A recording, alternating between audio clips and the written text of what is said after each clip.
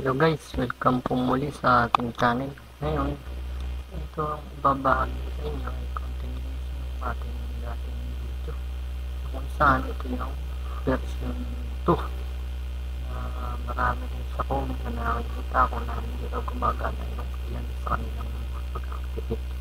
Ito po yung ganito, yung lumalabas ng PC, applicable din po sa inyong 2021 Office. Ito mapapansin yung required activation. Gaya ito sa pagbubukas ng ating Word ay mayroong product activation na kailangan. Ito lang po ang inyong gagawin. Open kayo sa kahit anong browser at type lang yung kagaya din ng ating unang ginawa sa pag-activate ng Office 2016. Pero din po yung ating gagawin. Type lang yung pin at slash L1 L1 slash Office 2016 KSP. Enter lang natin, makapunta tayo sa kanyang link. Pag nandiyan sa link na yan, punta lang tayo dito, hanapin natin yung code na pag-activate dito. Copy this code. Copy lang natin mula rito sa eco of hanggang dito sa post null. Yan. Pag copy lang natin yan. Copy. Right click lang natin then copy. Yan.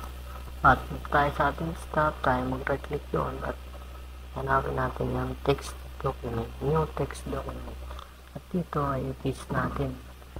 Tapos save as, and then yung file name palitan natin ng activator.cmd, yung file name na ilalagay natin. Yan.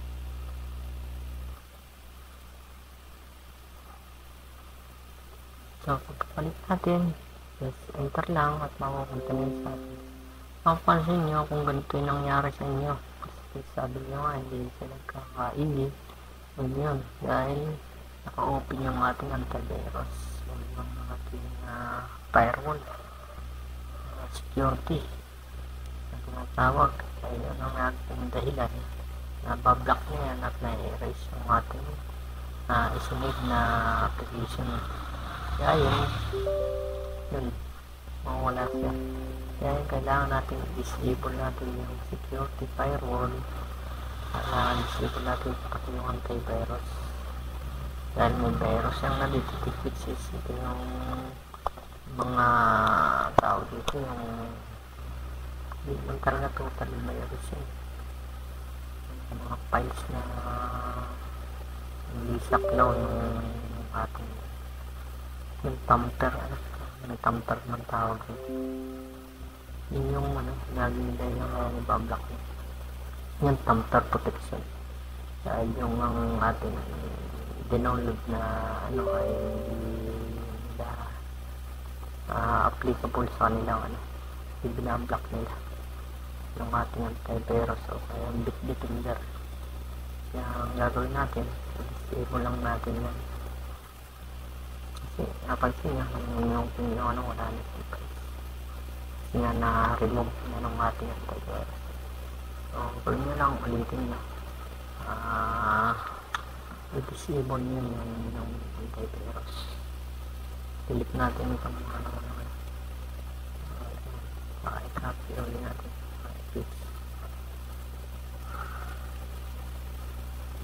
Ulitin lang natin yung gaya dito nga una. Activator. Dito sa file. Yan. Mapapansin nyo yung ating antivirus, lumalabas pa rin, nadidetect pa rin niya yung ating dinownload na dito nga ay mapapansin nyo na mayroon siyang nadidetect na virus, which is yung Trojan. So hindi naman yung makakapikto sa ating i-remove na lang uli natin yan pagka na-install na natin yung ating pag-activate. Dali lang naman i-remove yan dahil yan ay napupunta ron sa ating quarantine ng ating antivirus. Remove lang natin yan, okay na ulit tayo. lahat yan, disable natin yung antivirus na yan, tamper protection, yung virus threat protection, i-disable lang natin yun. Pag na-disable na yun, okay na tayo, magpo-proceed na tayo. At para magawa yun, delete natin yung mga dating ginawa natin, at ulitin lang natin. Ganun lang kasimple yan. Ayan. Sasamata natin lahat para makita nyo kung paano natin save as. Tapos ulit natin activator.cmd. Yan, mapansin nyo wala na siyang lumabas dito sa ilalim na hindi na na-detect ng ating right click lang natin yung ating save. Mapupusin na dahil sa activation na. Yan, makapansin nyo isa na siya, processing na siya. So, hintayin lang natin siyang process. Yan, pag lumabas ng ganyan, activation process, hintayin nyo lang hanggang sa matapos. Yan, pag may lumabas na naman ganyan, huwag nyo lang pansin. So, nag-tag transfer lang siya. Ayan, pag lumabas na itong product successfully, yan, actually successfully, okay na siya. Click ano muna lang, exit ka na, delete mo yung open na parang try natin sa open yung ating office o yung Microsoft Word. Tayo open natin. Ngayon open na natin yung ating Word documents, yung mga pansin nyo yan. Click natin, accept lang natin. Minsan lumalabas na activation. Wala na, diba? So, ayan, ganun lang po kadali.